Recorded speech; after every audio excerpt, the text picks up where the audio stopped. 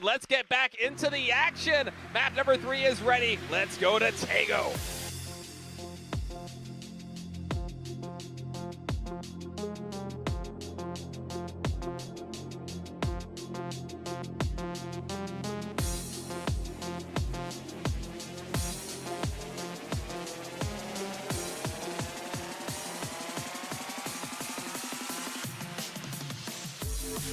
And we are up and away here for the next game. Plane path going to be a almost directly straight line down from the army base to the school towards Songam.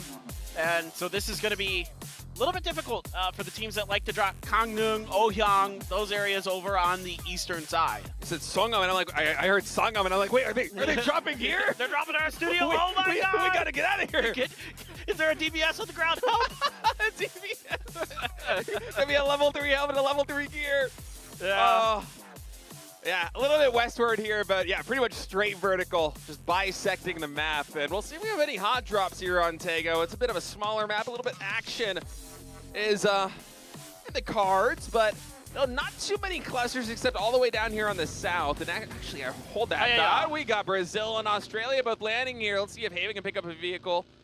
Luke Seems like Luke 12 is just going to peace out in that buggy. He went for the timing on the run over there. He was going to try to run over Haven as he was landing, but Haven just able to kind of pull up enough to not get ran over there. A nice little attempt from Luke 12.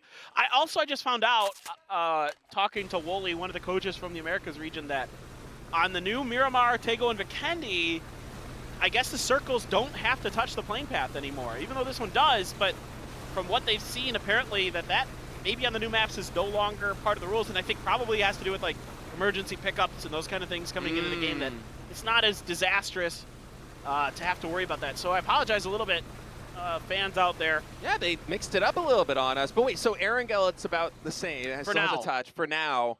For now. We'll see. Yeah, that's a crazy change. The fact that the circle really is truly unpredictable, because when it comes to landing and choosing your spots and then pre-planning your rotations as that first circle comes in, a lot of that has to result by kind of the math in terms of where's the circle most likely to go given the plane path, what areas are different teams going to be landing in, what do we have to potentially contest with on our path in, as those things kind of get sorted out in skirmishes. But instead, yeah, a little bit more chaotic here, and I kind of like that. It's fun. Why not? Especially with emergency pickups in the game. I think it's fine. Oh, and also I guess gliders, but like really it doesn't matter too much at the pro level. I mean, they're all kind of good at rotating in time and getting in these vehicles and doing what they got to do. The speed at which they loot is also just like, it's something you don't really get to see at all in esports, and it's something that's kind of underappreciated a lot, is how fast and how efficient the looting is on pro teams. So something that kind of in your pub games isn't as big of a deal. Also, there's not many hot drops, so it's not like you're getting caught up in bad spots outside of the circle potentially, but completely different circle than what we saw yesterday on this map. We are going to the southwest end of things, not to the northern island. And as we saw in the little infographic that was put up there, Denmark was our top fragging team on TAEGO yesterday. Can they have the repeat performance? Again, a solid day for Denmark so far. They're putting up points. Yeah, already at 61 points overall, less than 20 points shy of rank 1. They're good for top 8. As their debut performance here at PUBG Nations Cup has just been a really impressive one, all things considered. It's a solid team from top to bottom, a lot of skill on that roster, and they certainly are showing up and working as a good, cohesive unit here to start things off. And if they can pick up a lot of kills on TAEGO the same way they did yesterday, as you mentioned, we could easily see them contesting top 3. I mean, it is a tight pack right behind Argentina. Exactly. Really, really curious about that Denmark team, man. I really think that, if they can continue to just be consistent coming in tomorrow, they could make a real splash. Speaking of splashes, somebody's out in the water. He's out in the island. They're going out to the island here. And now a little vacation retreat. Well, okay, there is the key room out here. So if you have a security key, you can open the room on this island, but it looks like to me he's just running past. He's just decided to not rotate with the rest of his team. He's going to try to swim and then get over to the other side. Maybe just do a little scouting. You can see pretty decently. Okay, I'm not going to lie. I spent a bit more time on that island than people probably should, because I don't play this game kind of normally. I like to have a little fun, but from that island, you can see pretty well to that southern coast towards where Germany is if you're looking at the map stream. By the way, you should definitely be watching the map stream at home. Yeah, it feels essential to me. Pull it up on Twitch, wherever you're watching, YouTube as well. So it's a really awesome way to kind of get the full experience of PUBG Esports, watching that map, keeping track of your favorite teams and players, seeing how and when they're moving, and seeing how and when that's going to impact the game. Yeah, some of the way these teams set up their 1-3 splits or their 2-2 splits is honestly just phenomenal, and you can't really truly appreciate it until you see the architecture of what they've laid out on the map feed. You really need the big picture to kind of look at that. And oh, what a nice little spot for you to camp in, Soul. Got these pretty little flowers right there. Put one of those in your hat. On the tail end of the buggy. It's gorgeous. I love TAEGO. Me too. It's a beautiful map. And Korea in the fall, which is the tree colors that is chosen for this map, is stunning. I can't say enough about how gorgeous this country gets in the fall. It is just incredible. Now, Toretto, though. Oh, no. Uh-oh. Come on, man. You got to see this buggy, and you got to know something's up, but he's just driving right at it. There's no way in hell Soul's going to let you get away with that. No. Maybe another player, but certainly not Soul right there is Korea. This bridge camping immediately pays dividends. Toretto goes down from Team India, and Korea draws first blood here in match number 9 of PNC 2023. Evan going to try and find some damage here with the 4X Mini, but it's a long shot to be found, so only a little bit of damage on the IGL Salman. Well, good news for India is it's just one that you sacrifice over to that. It could have been a lot worse, for sure. And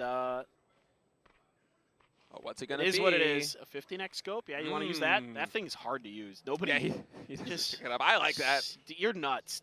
Are you one of those? Oh, wait, hold on. Dimas has somebody, and it's Brexico underneath the sight lines, and these guys are harassing the heck out of Germany today, Vietnam. And this is great for them in terms of the leaderboard as well.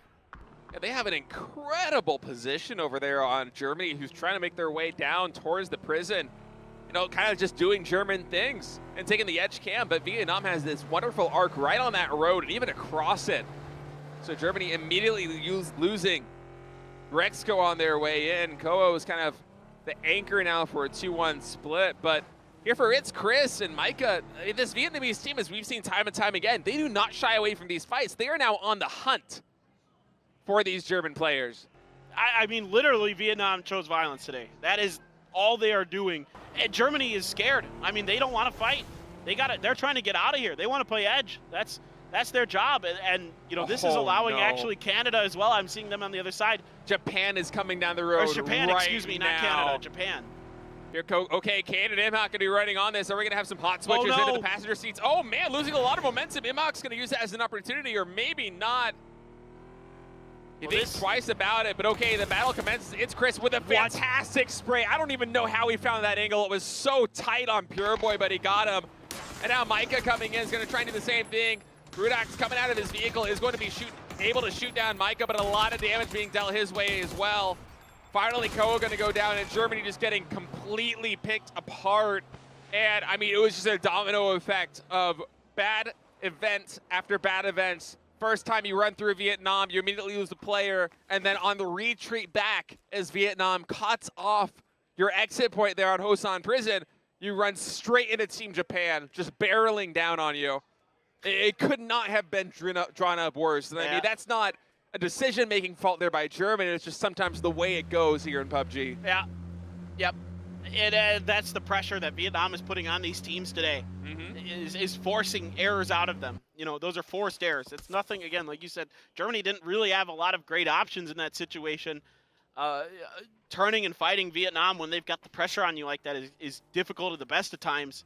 And so, you know, just, again, unfortunate timing in a way. And Japan, great little recovery there. They lost a player early, but they stood their ground, took a good fight, and now they're going to be able to go to the prison, recover. I think the funny thing about that fight to me is looking back at the map, Vietnam drove away from the prison after Germany left and kind of gave up on that fight.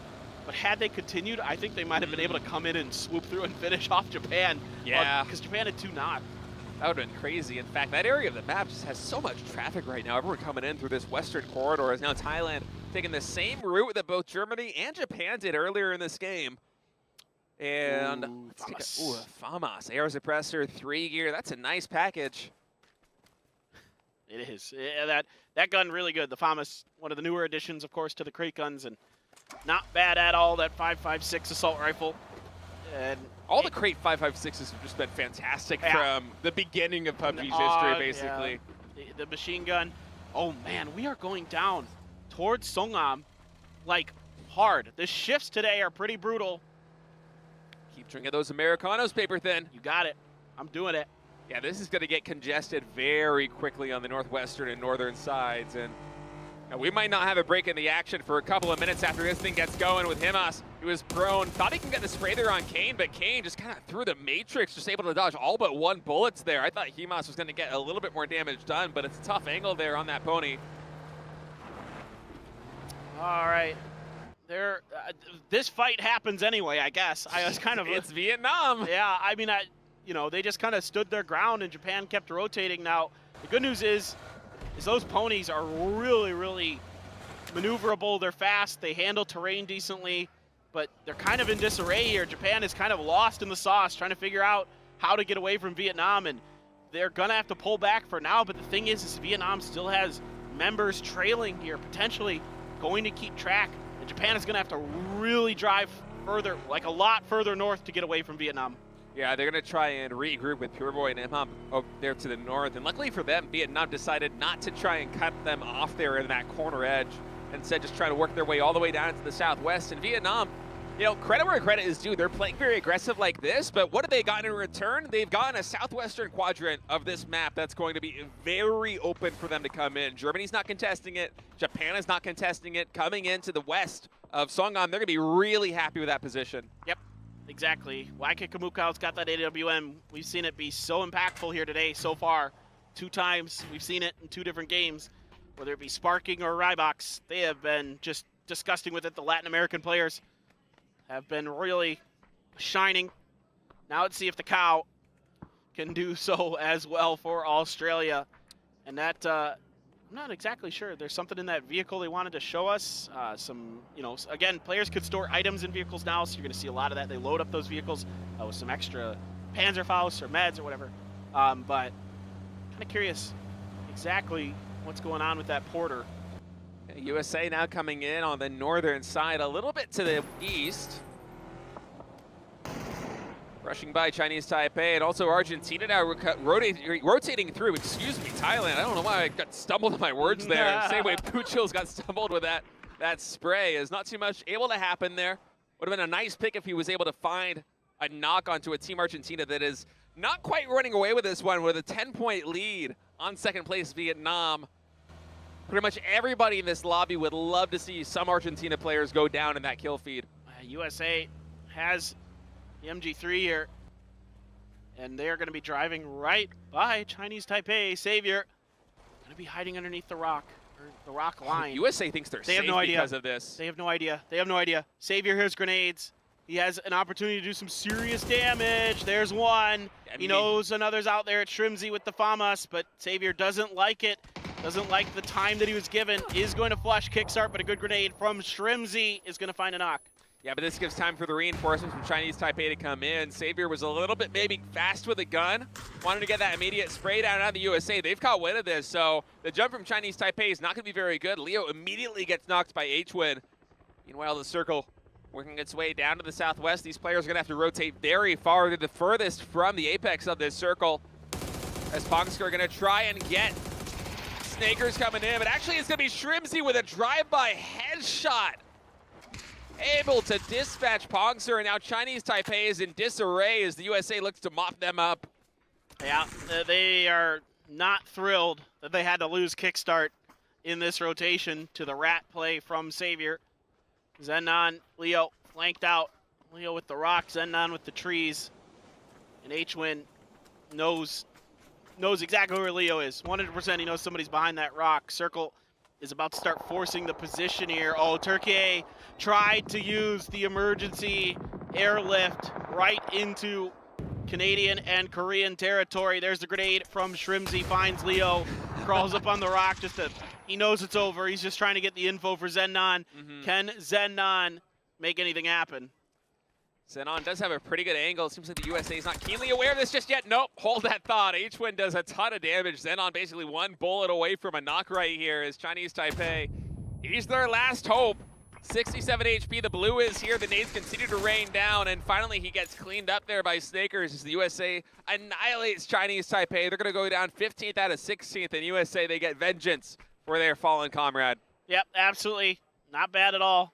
I was kind of curious about Korea earlier. I saw they had a player flanked out to the southeast of Sungam, right by the edge of the map, and they are going to use that opportunity to take the city itself. Brazil Haven stuck out here in some bushes. Australia just ahead. Now, he's pretty well obscured in these bushes. They are really thick, so it's not like the bushes on Erangel where you can kind of see through them sometimes. This one, pretty much he should be good to go. And Sparking and Draft King combined fire from Latin America, putting the pressure onto Australia's Waikikamuka scrambles to get inside. Yeah, 2 knocks coming in here on Team Australia. Luke 12 very low on HP. We'll see if Draft King can actually find an angle on this one. Seems like it's a little bit difficult. Just fishing as best he can here with a Mark 12 on a 6X. Australia should be able to get those reses, but man, I gotta say, this whole area around Sungam, very densely populated. 3 teams in total already in that city, and you gotta think that with this upcoming circle, one of these teams is gonna have to rotate somewhere, and that can cause a lot of mayhem in the city. Absolutely. Now, I think Show, yep, no longer for this lobby. It's gonna be set down by Haven from Brazil. Brazil doing a phenomenal job here out in the open. Getting some big, impactful kills. They've got a little bit of a shack, and it's going to shift up away from Songam out into those fields. Looks like we have a little bit of a rice paddy finish potentially brewing for this circle. About half of it, most of it in the middle. It's going to be those fields. Really interesting to play from, of course, with the edges on the fields. Like you and I were talking about it earlier today. And USA making a very interesting rotation right now. Snakers really low on HP with this blue. 1 tick away from getting knocked, and they come straight into India. So Sailback gonna get 2 knocks on H-Win on Snakers. That vehicle immediately decimated. And the USA, this rotation did not go to plan. They were not anticipating India to be this far into the southeast. It's all up to Shrimsy right now with this FAMAS. Can he get some revenge? Can he get some points on the board?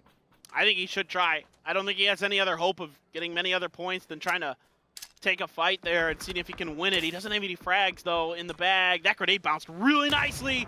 Hits the backside of the Chinese players, putting them down to about half health each. And they're going to have to sit behind that vehicle and try to go for heals again. Meanwhile, Crazy trying to get back into it. Korea now going to dive through the divided forces of a bunch of different teams. This is so tricky to maneuver, driving right by the Canadian players. Adam not really able to find that spray. Soul's gonna have to bail out of the vehicle, take some damage for his trouble, and it's actually Schofield from TURKIYE that's gonna find the knock. Yeah, Korea right now is stranded on 3 sides by Brazil, Canada, and TURKIYE, so they are getting picked apart. So much damage being done to this team with only 2 players left standing. Loki and Adonix on very low HP as the nades continue to rain down. These ones coming in from Brazil and Haven as T-Bone behind all this will be the last one to clean China. Longscore gets eliminated, and China is out of this lobby. This bad one for them here on TAEGO. And South Korea is still trying to salvage this situation. But even if they get this res off, I mean, it's such a difficult one to play from. Surrounded on all sides. Yeah, they're going to have to make a decision, and Adam's making it for them. He's got the knock and essentially the flush. Yeah, there it's confirmed. The problem is this fence gives really good sight lines for Canada into the position of Korea. Now Brazil smells points, and they want to think about trying to go for them. Here come the grenades. Here comes LFP1 with a machine gun of his own, trying to see if he can get an angle, but not going to feel like it's comfortable enough just yet in Korea. Probably close to out of smokes at this point, and they are going to potentially need them. Again, one of those odd situations where a blown-up vehicle is a blessing because it's static cover now. Yeah, Brazil kicking themselves. I bet they wish they had just a couple more frag grenades to finally flush Korea out of that entrenched position. Now Shrimsy, lone survivor here for the US, and the FAMAS gonna make some damage happen. This is revenge on the Indian crew that took out his teammates, and yes, he does get the kills. 5 in total, 448 damage already. So although the USA is down to 1 man, Shrimsy is still racking up the points for him. He's an unbelievably talented player. Sometimes overshadowed by Tiggleton, but he is dangerous as heck in his own right. And that is why he has consistently been on these Team USA squads for the last couple of years. Such a strong player with the Sonics, such a legendary team in the Sonics. Here comes Vietnam now. And I would not want to be on the receiving end of this Vietnam squad if they can find anywhere to really dig in and set up shop. And Brazil kind of going to have to allow it, as we saw earlier. Not a ton of frags floating around in the Brazilian squad's backs. Yeah, pretty much none to be found here on Brazil. But Vietnam, they don't know that exactly, so they're going to pull off a little bit, move to a bit of a safer location. Had Brazil had a lot of frags in the bag, then if Vietnam actually posted up in that entrenched position, it could have been a very dangerous one for them. So instead, just going to play it a little bit more conservatively, consolidate over here on the southwest side, and we'll see what they're able to get done as it quiets down a little bit over here, waiting for the circle to pop. There's still some teams outside of the circle: Japan, Denmark, UK, Canada a bit, Trimsy, and then a little bit of Argentina that are going to have to make moves into this circle. Japan's the one I'm concerned about. They are either going to have to like take an edge of a field or try to crash Thailand, but Denmark already sliding into the northern end. Should be okay there. Sparking and company putting some pressure on Argentina. Knock up on the hill. Res being attempted. Here comes Japan. They're going to opt to choose to try to crash Thailand. Tanadol, grenade in hand already. He is going to have to back up a little bit with that Molly at the door, buying a little bit of space here. Japan, a few more frags to throw. Should be able to maybe do some damage to Tanadol. Gonna push him back with that blue zone grenade, but so far, no knocks.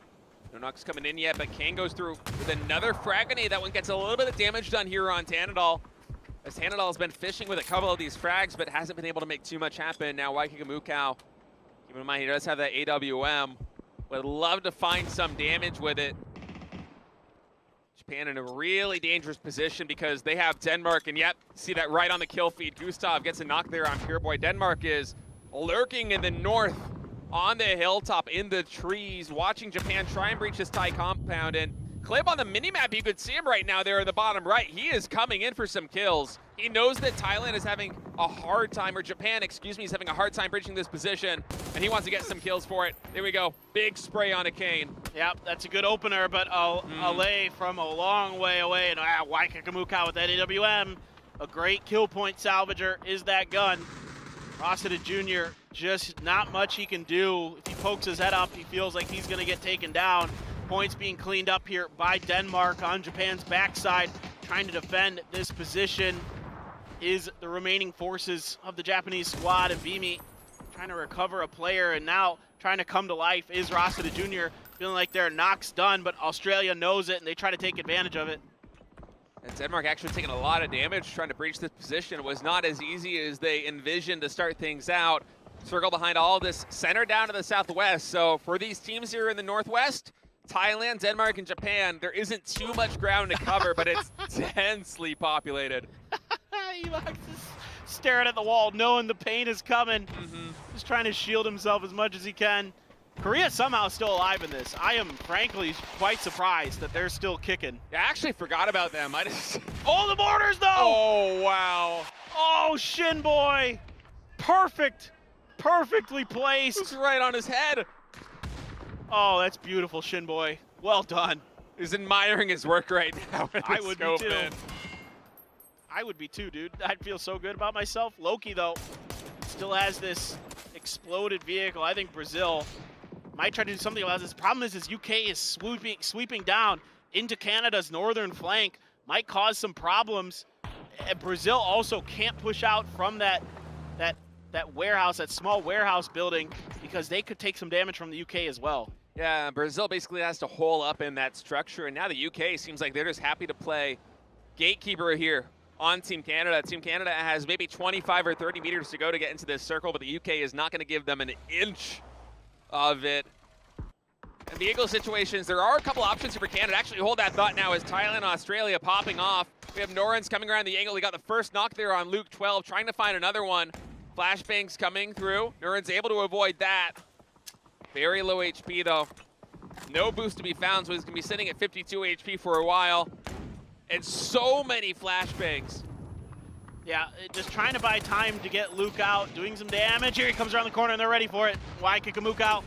It's going to send Thailand out of this lobby. Canada losing a couple players. It's actually Loki finding a flush there. That vehicle just pushing Finna. Just moving Finna down, and the circle about to maybe finish the job. LA almost getting the knock here. On the finish, excuse me, onto somebody in UK Bard, I believe. And for now, this position for Argentina is really nice. They got a tree, they got a little bit of a lip here on the top of this hill to play with, and LA is just using that to the best of his ability to cause some problems here for Team UK at very long range, about 250 meters.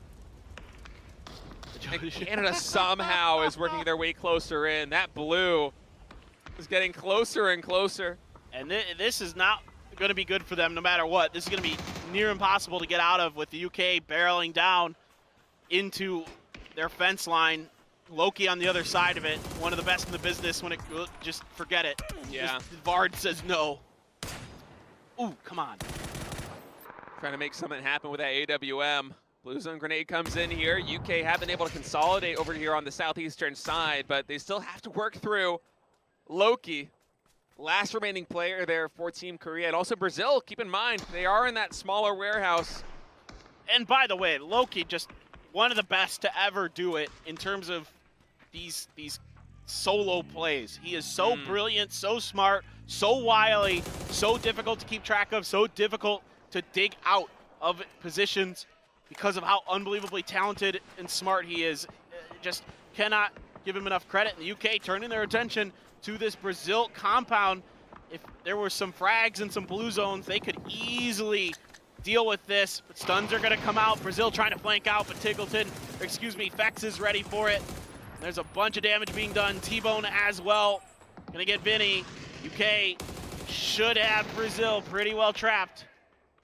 Yeah, UK, even with a lack of utility items, able to make good work here, and the positioning is just fantastic. Vard on the flank side, able to quickly dispatch Sparking in Brazil. While it looked like they might have been safe in that compound, not for very long. And now Vietnam and Argentina, two heavy hitters at the top of the leaderboard, battling toe-to-toe, both 2v2, one man down. Vietnam, finally Tiggleton actually from Australia getting into the fray, takes down Duck Juice. UK continuing to breach this compound. Honey Badger coming in, just checking all of his corners, but didn't catch the left one fast enough. Behind all this, Vietnam was able to clean Argentina, so Argentina's out. Vietnam only one player left standing. We'll see if he can get the res as the battle rages on between UK and Brazil. That's huge for Vietnam, taking down the team on top of them, maybe able to climb a little bit closer. Honey Badger able to scoot out of that building and get rezzed here by Vard. Haven and LFP1, though, dug in on both sides of that door, and a great grenade from Himas. Wow. Finds Waikikimukau and Flood. Vietnam seems unstoppable today. Tiggleton down as well. Vard, though, gonna get LFP1, and he is gone, and Himas just wiped Australia. He just did it. I mean, wow. I don't even know what to say about this guy. He is just built differently.